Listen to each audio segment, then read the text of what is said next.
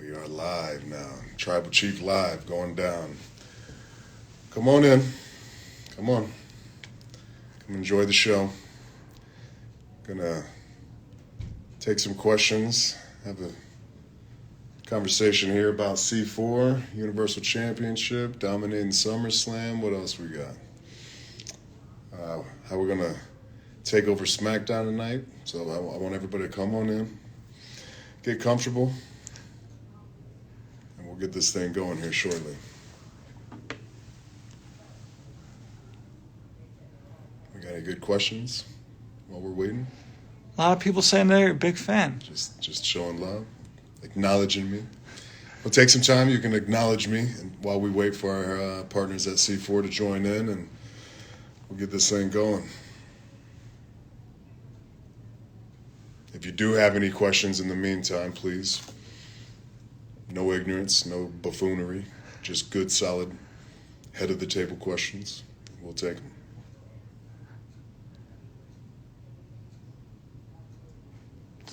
It's a lot of people just acknowledging the champ. Well, we'll take some extra time for the extra acknowledgments.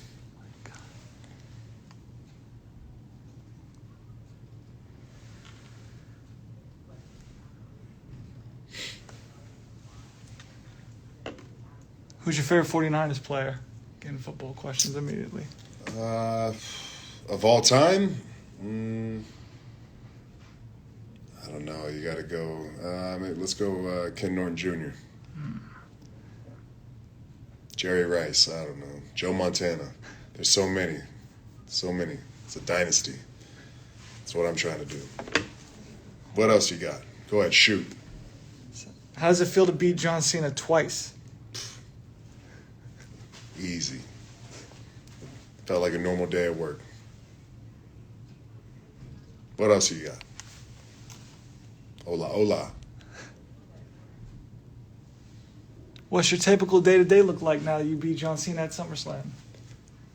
Same as it was before. It was probably a bigger event for him than it was for me. Sticking to the show up and win grind. You don't just show up and win because you put in the work before you get there. So, as I've said before, you train at a 12, 10 comes easy on game day. We're just looking for some information from the partners from C4. Let's see.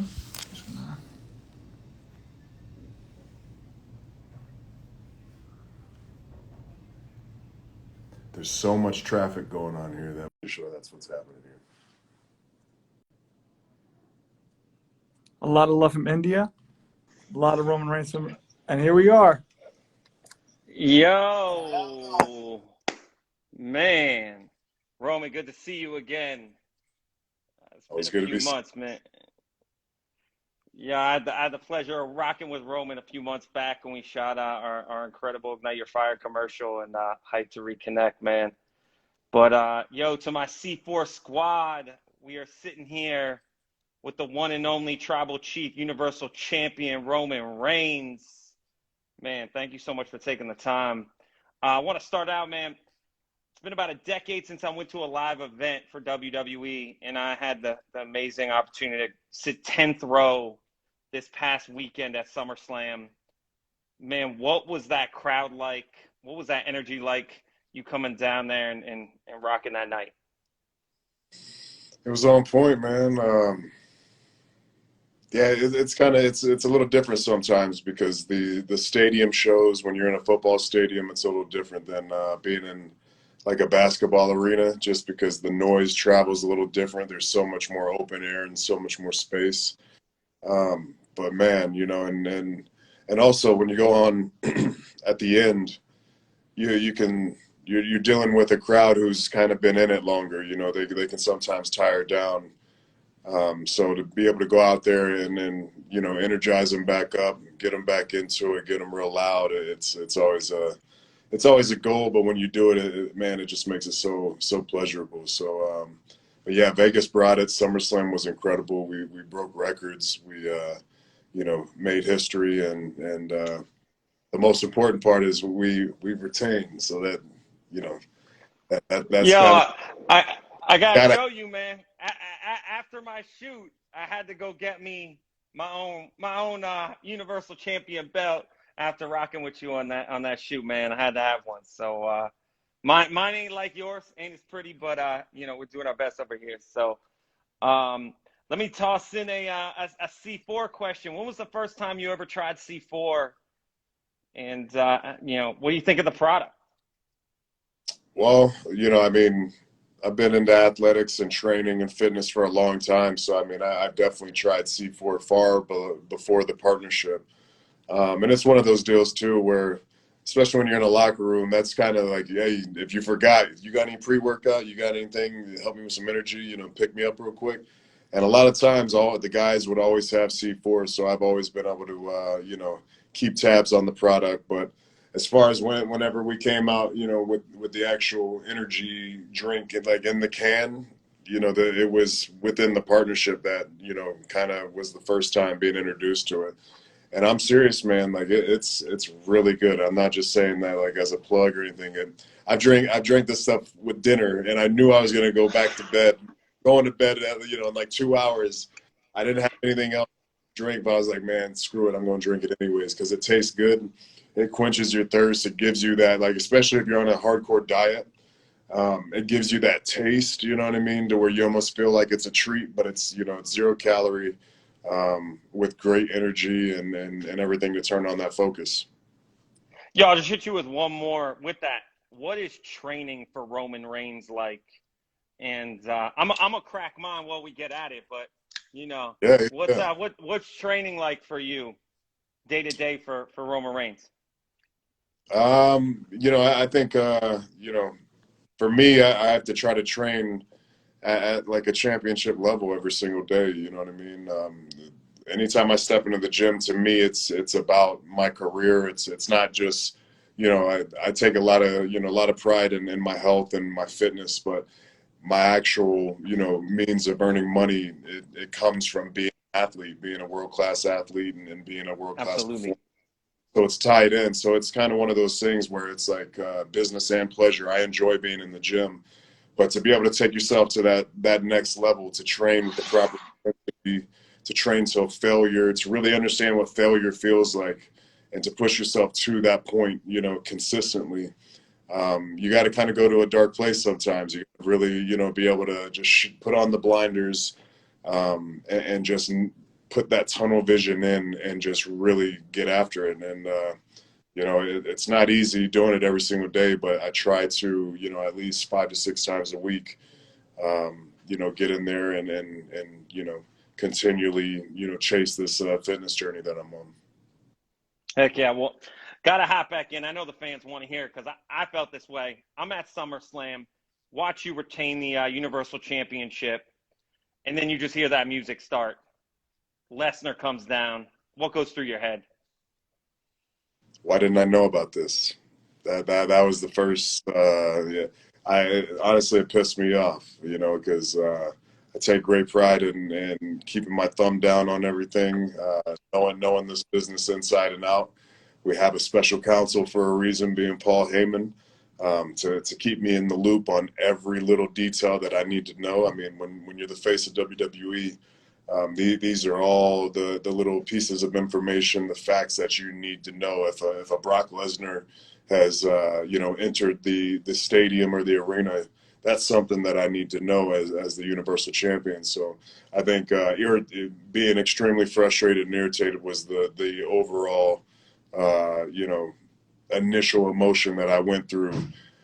But then you have to go through the process of, oh, it's Brock Lesnar. You know what I mean? Like the beast, the multi-time UFC heavyweight champion of the world, the multi-time WWE heavyweight champion of the world, has now entered my vicinity. So anytime, it's like when a bear, you're in the forest and oh crap, there's a bear. You know what I mean? Like things get a lot serious. Like there's a bear running around my camp right now. You have to be cognizant of his presence and what he brings with that. So it wasn't a happy-go-lucky feeling. I can assure you that.